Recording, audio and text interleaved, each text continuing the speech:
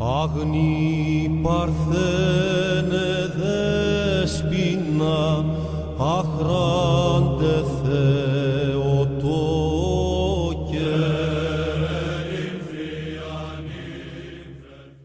Nous sommes encore dans le temps après la Pentecôte, ce qu'on appelle le temps ordinaire. Je redis tout le temps, il n'y a pas de temps ordinaire tout le temps. Chaque jour que nous vivons est une journée extraordinaire parce que nous a été donné la vie.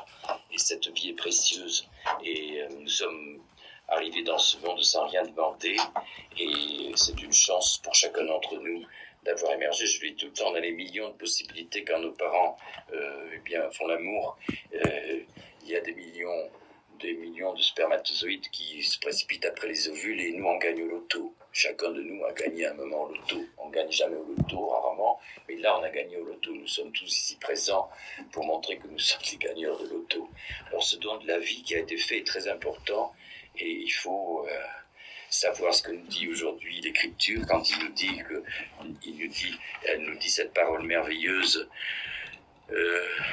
Ne nous conduisons pas en homme insensé, mais en homme qui tient profit du moment présent. Car ne soyez pas irréfléchis, mais comprenez quelle est la volonté du Seigneur. La volonté de Dieu, c'est de nous avoir mis dans ce monde à travers le langage. On en parlait hier avec cette charmante demoiselle Pauline qui est là. Le langage, c'est la base de tout. Dieu a voulu nous parler. Il y a un merveilleux livre qu'il faut lire aujourd'hui. Jean Geoffroy fait toujours la publicité pour ce livre qui a été écrit par un garçon qui s'appelle Olivier Bonacieux et qui sont les preuves de l'existence de Dieu qu'il avait envisagé, non pas dans le sens d'Aristote et des anciens de l'Église qui prouvaient l'existence de Dieu d'une manière très étonnante, à partir des étoiles surtout. On croyait que dans le monde, nous étions sous la cause des phénomènes où tout était livré au changement, à la mort, et les anciens croyaient que le ciel ne bougeait jamais, que c'était une stabilité, que c'était une des preuves de l'existence de Dieu, parce que la stabilité du ciel était une perfection, et donc on parlait de la perfection de Dieu en parlant du ciel, jusqu'au jour où Galilée est arrivé avec sa lunette, et Copernic, on dit mais il y a des taches solaires, donc là aussi ça c'est en mouvement, et donc là aussi ça tombe, ça évolue, il y a des changements, donc ce fut un effondrement terrible qui a brisé en partie une partie du thomisme pour l'époque moderne, donc mais nous avons aujourd'hui des gens, des scientifiques de renom, quand même, je parle pas de rien, ça part depuis Pasteur, qui dit un peu de science nous éloigne de Dieu, mais beaucoup de science nous y ramène. C'est-à-dire qu'on se pose la question, que faisons-nous là? Et comment se fait-il que la vie, qui est si complexe, parce qu'autrefois on ne se rendait pas compte, à l'époque des positivistes, Auguste Comte, on a dit, on va tout expliquer, on n'a pas besoin de Dieu, c'est ce que dit Auguste Comte en personne, donc et ce que disent après ce qu'on a appelé les maîtres du soupçon qui ont proclamé la mort de Dieu. Freud résout tout par la sexualité, Marx résout tout par les conflits sociaux et les choses, et notre esprit qui est déterminé par la matière, par les conditions matérielles dans lesquelles nous vivons, donc on est arrivé à nier au XIXe siècle, beaucoup d'athées sont arrivés, l'école publique est arrivée là-dedans et a pris le relais, donc on a proclamé l'indépendance de l'éducation avec la métaphysique, et donc il y a eu une sorte de mépris de la métaphysique. Aujourd'hui, les choses ont beaucoup évolué, et Olivier Bonacieux écrit un livre, Preuve de l'existence de Dieu d'après la science moderne, et donc rien n'est prouvé, évidemment, on ne prouve jamais, parce que si on prouve, il n'y a plus la foi. Même le Saint-Suaire de Turin, moi je considère, il a écrit d'ailleurs lui-même un livre sur le Saint-Suaire qui est remarquable. Plus on pose des questions, plus on trouve des réponses, et plus les questions se reposent derrière. Donc le Saint-Suaire de Turin est un des mystères qu'on n'arrive pas à élucider, c'est l'artefax, c'est-à-dire l'objet antique qui est le plus étudié dans l'histoire vraiment de l'archéologie, et on n'arrive pas aujourd'hui à expliquer comment ce linge qui est aujourd'hui, vous savez, à Turin, a véhiculé indemne depuis 20 siècles, et comment on peut trouver cette espèce de trace il y a quelqu'un qui montre cette petite trace qui est arrivée sur quelques microns et qui montre le visage d'un personnage qui est crucifié visiblement avec Et quand on dit qu'il est à Turin, mais on a trouvé dedans des manifestations étonnantes, que les taches qui sont dessus sont des taches de sang, et on a pu identifier donc le sang qui correspond aussi au sang d'une autre relique qui se trouve à Argenteuil, qui est la Sainte Tunique du Christ, et la Sainte Face d'Oviedo, toutes les deux ont le même résus sanguin. C'est quand même des coïncidences. Alors c'est un faisceau de coïncidences qui nous amène à consolider la foi, mais qui ne prouve jamais rien, parce que ce qui prouve, c'est que des gens, des 500 personnes à l'époque apostolique, se répandent dans le monde, et ils sont presque tous morts, martyrs, pour dire qu'ils avaient vu Jésus-Christ et leur apparaître en même temps au moment de la résurrection. 500 personnes, disent les apôtres, ont vu le Christ en même temps. Donc le Christ apparaît à Antioche, à Santika, il apparaît à Jérusalem, il apparaît à Engaddi, un vieillard d'Engaddi qui est une oasis qui se trouve au bord de la mer Morte, en même temps. Donc l'ubiquité à ce point, c'est-à-dire l'ubiquité, le don d'être à plusieurs endroits à la fois, défie les lois de la raison. Alors nous sommes, dans un monde le monde de l'étude des causes et des conséquences qui sont insécables, et donc nous sommes, enfermés dans un espace-temps où toute cause produit un effet, et tout effet est produit par une cause. C'est la base de la science, parce que si jamais tout d'un coup je pose ce chandelier qui remonte, on fait plus de science. Donc, et cependant, la résurrection du Christ est un phénomène justement qui échappe aux lois de la physique, et les miracles dont nous avons pu avoir le témoignage dans l'histoire chrétienne, y compris dans les grands saints, j'en parle de temps en temps, que ce soit le Padre Pio, des personnages étranges qui tous les vendredis s'ouvrent des plaies et puis du cœur sur les mains, les pieds, au point que c'est transpercé, qui 3 jours après ressortent sans avoir les plaies. On a la petite Mariam Bouhardi de Pau, qui était une petite carmélite qui vivait à Pau à un moment, qui était palestinienne, et qui, après qu'elle avait communié, c'est-à-dire pris la Sainte Hostie, eh bien elle avait une sorte d'extase qui défie les lois de la causalité, puisqu'elle montait sur un tilleul, et que les bonnes sœurs, il y a même pas 100 ans, disons, tout le monde voyait cette petite sœur qui prenait des brindilles comme un oiseau et restait 1 heure à chanter des cantiques sur un tilleul qui était un énorme tilleul qu'on a d'ailleurs abattu, curieusement.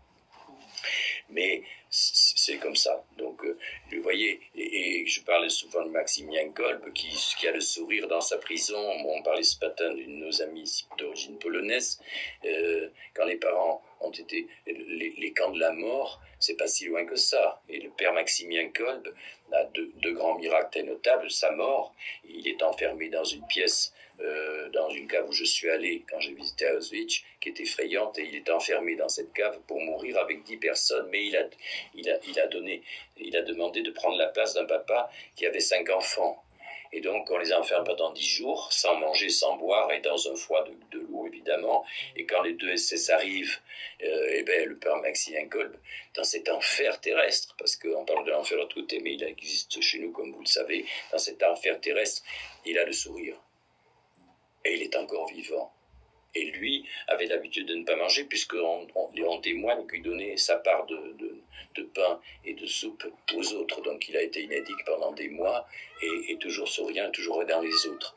Ça, ce sont les miracles. Et le deuxième miracle que l'on connaît très bien, il a fondé un couvent au Japon, près de... comment s'appelle l'endroit où on a jeté cette bombe affreuse, donc à Hiroshima. Tout a été détruit sur des kilomètres, évidemment, donc il n'y a pas eu de survivants. Tous ceux qui étaient à 5-6 kilomètres de là, il y avait quand même un couvent fondé par Maximilien Kolbe. On récitait le rosaire tous les jours. Et les prêtres qui étaient là, les moines qui étaient là, les petits frères franciscains qui étaient là, récitaient le rosaire. Et je veux dire, personne n'est mort dans ce couvent. Le couvent est resté debout, et aucun n'est mort, même des conséquences, c'est-à-dire des irradiations, parce que tout ce qui était autour... Donc, si on appelle pas, on peut dire c'est pas un miracle, c'est un hasard formidable, qu'il y avait des murs solides plus qu'ailleurs, et on peut toujours nier les miracles. Mais c'est le témoignage du langage qui nous est donné dans notre vie, et c'est là-dessus que nous basons notre foi, sur les témoignages des miracles que faisait le Christ. Et vous voyez, prends ton grabat et marche. C'est plus facile de dire je te pardonne tes péchés que de dire prends ton grabat et marche. Et le Christ, c'est un miracle. Et les miracles du Christ, vous savez, c'était innombrable. y compris sa résurrection. Donc nous avons ces témoignages de la foi et ce don de la vie qui nous est fait par Dieu. Nous avons un laps de temps, et Saint Paul nous dit aujourd'hui, dans le temps qui vous est donné, le temps qui nous est donné, c'est entre notre vie et notre mort à chacun. Alors certains reçoivent ce cadeau de la vie, et puis d'autres,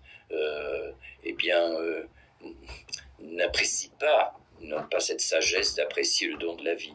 Et donc, parfois, le désespoir peut amener à se supprimer. Donc, c'est aujourd'hui, nous disons à messe pour les suicidés que nous connaissons, parce que nous n'avons pas à juger des choses et des motivations. Souvent, on est très mal quand on décide de se suicider, et ça, ce que soit on ne reçoit pas d'écoute, soit on n'a pas pu exprimer dans le langage ce qui se passe dans une tête. Et donc, nous prions pour mon frère Jean-Luc d'abord, qui s'est, vous savez, suicidé il y a peu de temps, et puis pour ce garçon aussi, qui s'est jeté sous l'or avec sa voiture pour un chagrin d'amour et quelques histoires un peu bêtes, des gosses, quoi, de 25 ans, quand même, c'est triste quand on a gentil et qu'on a...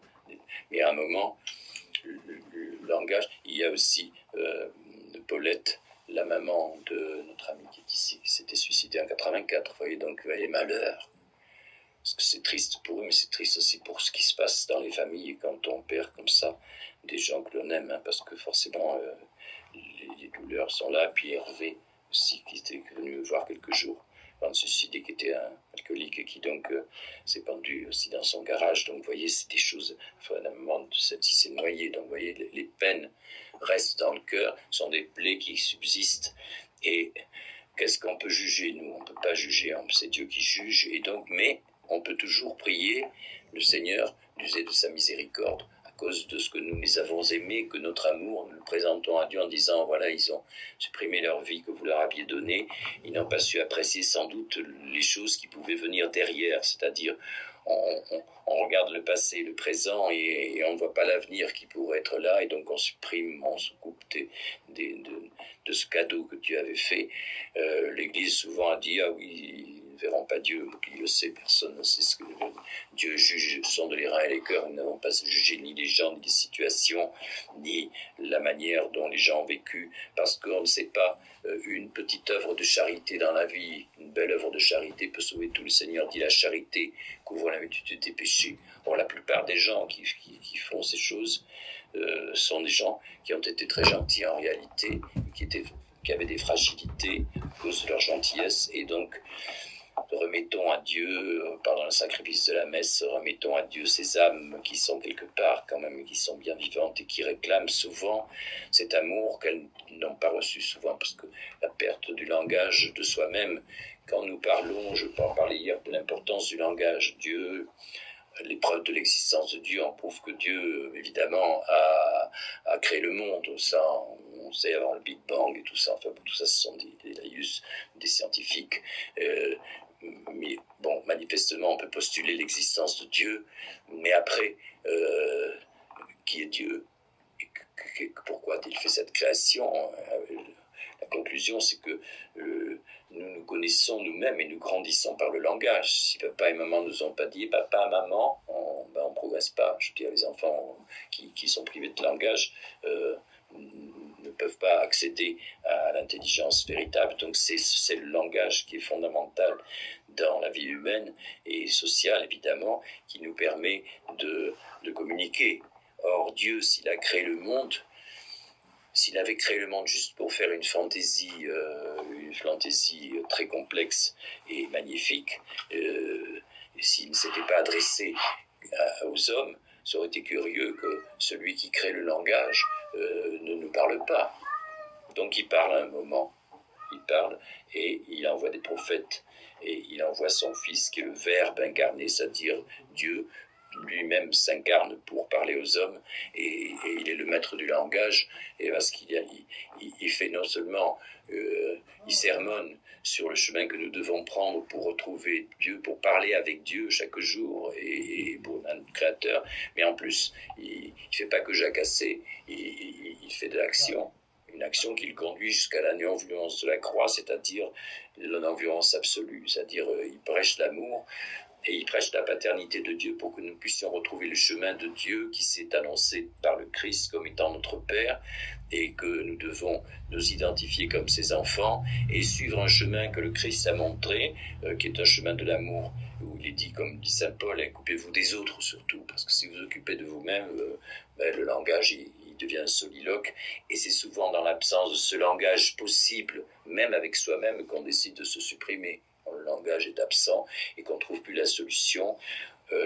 Notre propre pensée ne trouve pas les issues et on finit par faire ce que fait le scorpion quand il est pris dans le feu, il se pique. Donc c'est comme ça que l'absence de langage. Alors nous qui avons le langage de Dieu qui nous a été donné, dans la foi qui nous est donnée depuis 2000 ans, nous restons fidèles à ce langage, à ces enseignements du Christ qui ont transformé le monde quand même, parce que on dit aujourd'hui la laïcité, mais la laïcité c'est du christianisme qui a perdu son appellation contrôlée, c'est-à-dire que les droits de l'homme sont sortis des idées du christianisme. Le Christ traite les esclaves comme les propriétaires, je dirais, il traite les hommes comme les femmes, il met en valeur Marie-Madeleine, sa mère et les femmes. Enfin, le Christ prépare une civilisation qui a duré pendant 20 000 ans, qui est importante, évidemment, et qui aujourd'hui s'est beaucoup laïcisée, donc beaucoup perdent la foi parce que l'attention ne s'est plus mise là où il fallait, et donc on a perdu le sens des choses. Ne soyez pas insensés, mais un homme sage qui tire profit du moment présent, car les jours sont mauvais, et les jours sont mauvais tout le temps. Peut-être un peu plus encore aujourd'hui, mais attendez, on mange, on a des voitures, on peut se déplacer. J'ai téléphoné à une amie libanaise cette semaine. Le Liban, c'est effrayant ce qui se passe. Je veux dire, on peut tirer 100 balles de la banque quand la banque accepte de les donner. Il y a 2 heures d'électricité par jour à Beyrouth. On est très bien éclairé. J'ai même mis le chauffage ce matin pour que vous ne soyez pas transis de froid. On est encore très bien. Alors on dit les jours sont mauvais, les jours sont mauvais. Et ces jours ne sont pas mauvais pour les chrétiens. On s'en fout. Le père Maximilien Kolbe, dans sa turne effrayante à Auschwitz, c'était quelque chose qui s'appelle l'enfer. Et il souriait. Enfin, c'était un vrai chrétien. Mais il vivait de quoi? De la grâce de Dieu. Depuis très longtemps. Dans ce couvent, il fait un miracle après Hiroshima, parce que la Vierge a dû sauver le monde avec le rosaire. Et ben, il a appliqué ces choses-là et il sauve le monde. Il a fait cette prière de l'humilité, qui est ce langage auquel nous devons prêter attention, qui nous tourne vers le ciel. On parlait hier de la prière du cœur. Le cœur est une pompe, et la prière quotidienne, la prière du cœur, c'est une pompe qui nous relie dans le langage à notre Dieu. Alors parfois on est distrait, tout ça, mais c'est quand même, cette répétition est une pompe qui nous rend présents à la présence de Dieu, c'est-à-dire qui réalise pour nous le lien avec celui, le créateur du langage, qui, comme on n'est pas des êtres, je veux dire, très subtils souvent, et bien par cette petite prière de rosaire, et bien nous tournons, ou la prière du cœur, Seigneur Jésus, Fils du Dieu vivant, aie pitié de moi pécheur. Reconnaître la seigneurie du Christ qui nous a montré l'image de Dieu et qui est son langage, la manière dont il a parlé aux hommes, et donc qui crée l'architecture de notre lien avec Dieu, quand nous le pouvons, le Fils du Dieu vivant, Fils et Verbe du Dieu vivant, donc Fils de Dieu, c'est-à-dire Dieu lui-même, parce que la Trinité, on en a parlé hier, c'est complexe, hein. Saint Augustin, il met 500 pages quand même pour expliquer, en disant qu'à la fin, il ne sait pas, et qu'il préfère s'en tenir à la tradition. C'est subtil, la Trinité, attendez. Moi, j'aime bien les gens qui, quand on fait des thèses, ils vous disent la Trinité, oui, je vais vous expliquer, mais d'accord, c'est très joli, expliquer la Trinité. Expliquer une cellule, déjà. Expliquer une cellule vivante. Comment nous sommes sortis d'une cellule initiale, les uns et les autres, qui, tout d'un coup, se met à se développer, et puis, incroyable.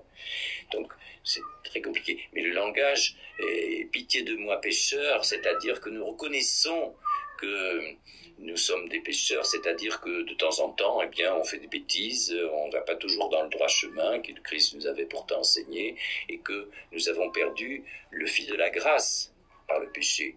Nous perdons le fil de la grâce. L'homme doit trouver la grâce parce que, je disais à mes amis hier qui visitaient, c'est très important de comprendre que le miracle est attaché à la grâce. Si nous n'avons pas une vie miraculeuse, c'est que nous ne sommes pas investis de la grâce et que nous ne sommes pas assez attentifs, comme nous dit l'épître d'aujourd'hui, nous ne sommes pas assez attentifs, et donc nous ne risquons pas de dire « prends ton grabat et marche », comme le Christ a fait, qui était le pur. L'innocence même, lui, était dans l'esprit de Dieu, et donc cet esprit, nous ne l'avons pas sur nous, et nous ne ferons pas de miracle, c'est-à-dire que, je ne parle pas évidemment de léviter, des choses comme ça, mais les petits miracles du quotidien, les chrétiens doivent les avoir dans leur vie. Ceux qui suivent le Christ possèdent la grâce, et quand on est entré dans le chemin de la grâce, Dieu brise, casse les phénomènes de la nature et y rajoute quelque chose qui vient de l'autre monde invisible et qui font que c'est de là que vient la source de ce que les choses parfois difficiles s'améliorent et qu'on voit qu'on prie pour quelque chose et parfois on est entendu et qu'on fait une prière de guérison et que la personne s'améliore ou est guérie parce que si on a la grâce en soi et si cette personne elle-même est en recherche de la grâce, Dieu fait le lien et ça passe par le langage de la prière et Dieu donne le miracle, c'est-à-dire il brise les conséquences d'une nature qui est vouée à cette loi très dure de la causalité dans le monde. Donc on voit les nombreux miracles qui ont été faits à Lourdes, qui ont été faits à Fatima, et à Fatima, 70 000 personnes vont à Fatima et il pleut. La Vierge a dit quelques mois avant, je ferai un grand miracle le 13 octobre. Bon, les gens se précipitent, vous imaginez, à l'époque, donc 70 000 personnes se pointent. Alors là, il y avait tout poil, il y avait les sabots du coin, les gens, les paysans autour, et puis se pointent aussi les gens, les ennemis de la foi, quelques francs-maçons endurcis qui ont dit on va bien rigoler, et puis les journalistes, et tout ça, ils vont là, tout d'un coup il pleut des cordes depuis le matin, donc tout le monde est trempé. Et tout d'un coup, quand la Vierge apparaît, elle dit à la petite, regarde le soleil, et elle montre le soleil avec ses mains. Le soleil, à ce point-là, les nuages s'écartent. Le soleil vient sur les gens, tout est gris autour, mais ils sont illuminés par le soleil, et ils voient le soleil qui commence à tourner et qui prend des couleurs différentes, et les visages des gens deviennent jaunes, rouges, verts, bleus.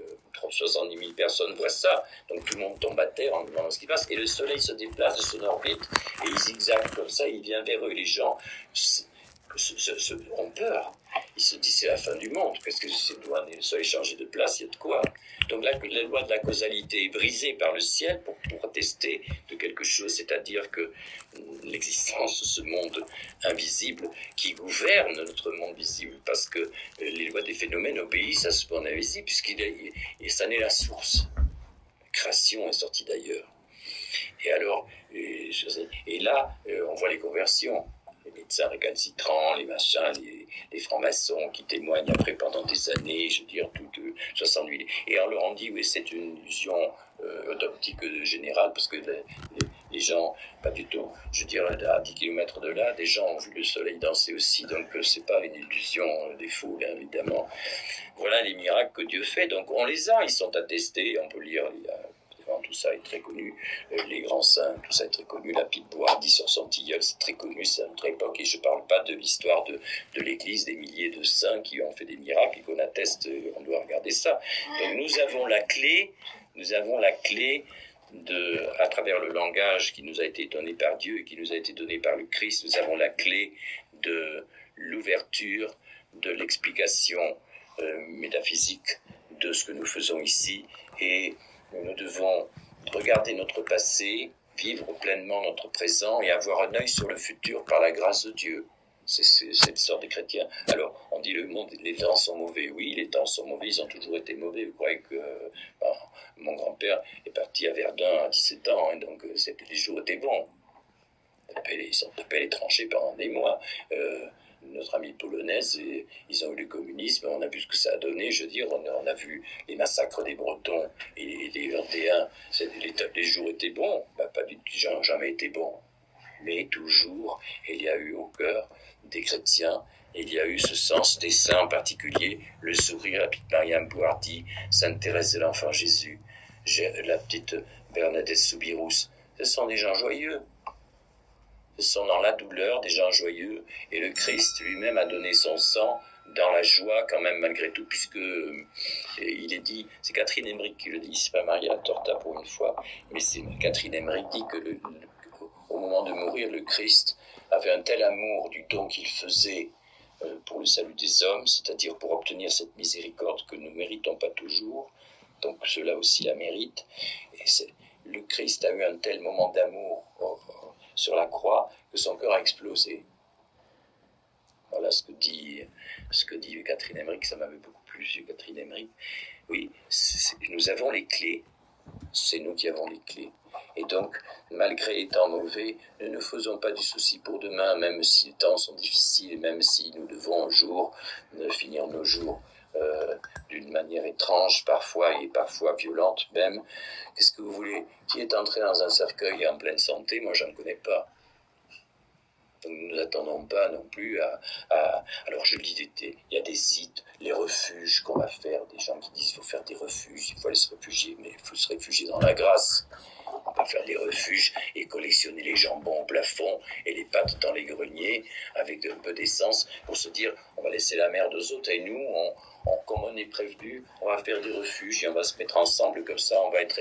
Et donc, la grâce de Dieu, et pour ce qui manquera, disent ces gens, le blé se multipliera dans les greniers. Bonjour les dégâts, c'est le curé d'Ars qui faisait ça.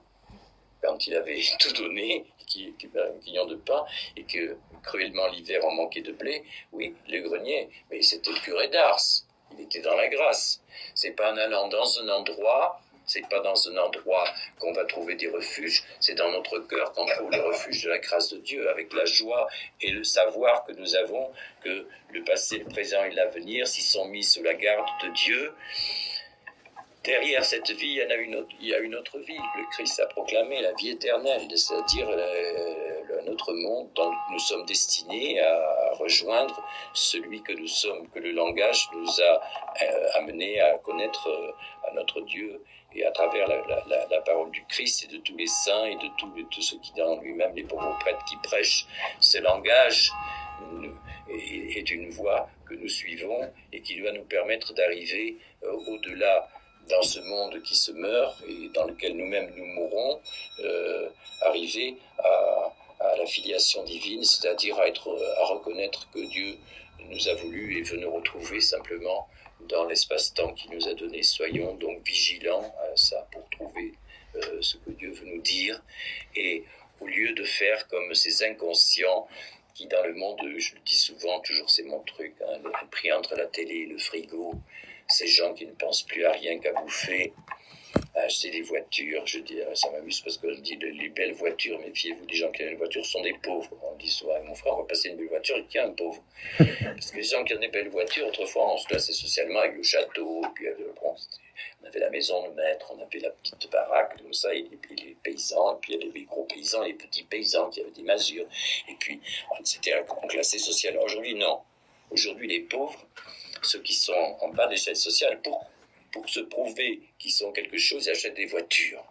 Alors on voit passer des gens très modestes avec des voitures somptueuses. Et donc c'est le signe de la pauvreté, mais qui ne veut pas se montrer. Et donc voilà comment les gens occupent leur temps. Et puis le frigo, alors là, Super U, ça marche très bien. Vous avez Lidl, vous avez Aldi, je peux vous faire la série. Voilà où vont les gens aujourd'hui. Au lieu de prier un peu et de dire Seigneur, merci de cette journée qui commence, merci de cette journée que vous m'avez donné, pardon, parce que je n'ai pas toujours été très bien, mais je me nourris de votre miséricorde et je vous aime. Voilà où sont passés les gens ailleurs. Et on nous a travaillé là-dessus. D'après le positivisme, il y a eu tous ces négateurs de Dieu, et on a créé une société, dit-on, laïque, mais nous enseignons l'amour et l'ouverture aux autres, mais vient une autre civilisation qui vient à côté et qui, elle, s'offusque de voir que, quand je raconte que quand j'étais allé chez des Maghrébins au bled, et même ici, on regardait la télé, alors il y a un film, tout le monde regarde le film, et puis le vieux, il a la manette, vous savez, la petite, je sais pas comment ça s'appelle, alors, dès qu'il y a un premier baiser ou une cuisse qui apparaît, au bout de 5 ans, pouf, on passait au foot.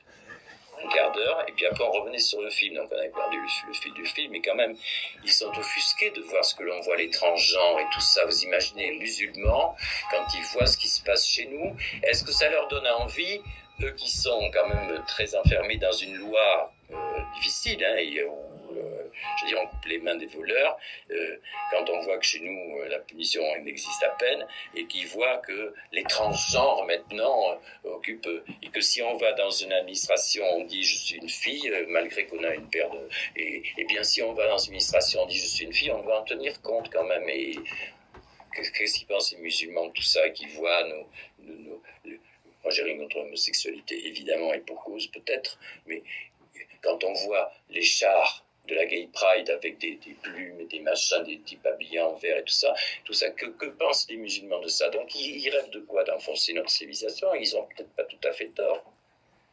Parce que la civilisation que nous avons fabriquée, est-ce que c'est un modèle?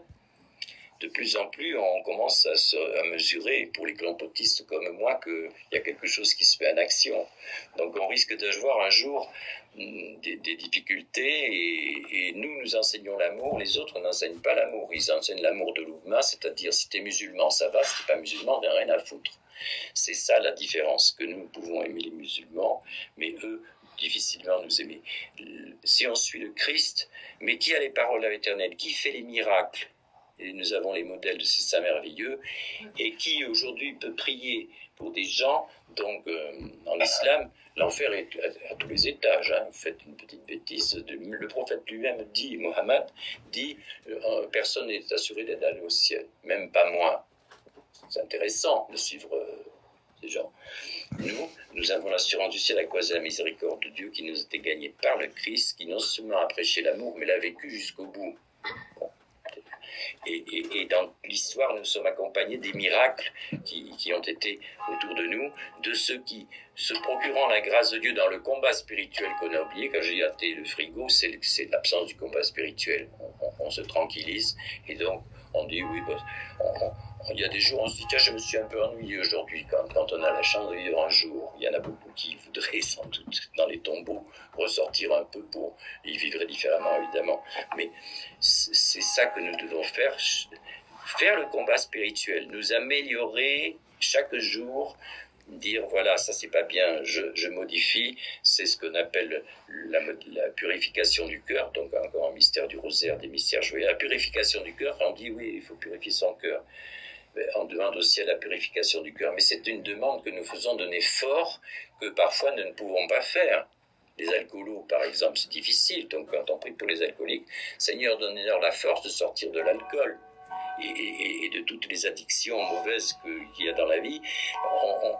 C'est montré comme une icône de la purification du cœur, mais il faut le faire. Donc ce qu'on ne peut pas faire, avec la bonne volonté, dit Maria Sima, eh bien on peut Luis Picaretta, pardon, la bonne volonté, la grâce de Dieu se met dedans. On n'a pas besoin d'être des saints pour devenir des saints. On n'est pas des saints et on veut devenir des saints. C'est ça le chemin spirituel. Et le combat est obligé. Celui qui ne combat pas, il n'a pas la victoire. Et là, c'est une alerte pour toutes les inconsciences de notre vie qui nous éloignent de cette présence de Dieu. Parce que quand on a la présence de Dieu dans le cœur, vous vous rendez compte la force de celui qui a créé le monde et auquel nous nous relions dans le cœur, avec la force de la grâce, nous transformons le monde et nous portons la lumière du Christ. Je suis la lumière du monde, nous apportons le chemin, la vérité et la vie, c'est-à-dire cette petite cellule qui nous a commencé, c'est lui. C'est lui qui l'a créé, et c'est à lui que nous devons retourner, à notre Père du ciel. C'est magnifique le christianisme si on le prend comme ça. Le problème, c'est l'inconscience journalière du miracle de la vie que nous ne réalisons pas et de ce que nous sommes venus faire ici, et nous sommes appelés à quelque chose. Apprehendite, je vais faire du latin. Apprehendite ab extremis terrae, je t'ai appelé des extrémités de la terre, et ta longuiquis vos cavités, et des terres lointaines, longuiquis des lieux lointains, vos cavités, je t'ai appelé, et légité, je t'ai élu, et non habecité, et je ne t'ai pas rejeté, netimeas qui aigo te consum. Ne crains pas, car je suis avec toi. Si on n'a pas la conscience de ça, qu'est-ce qu'on fait? Amen.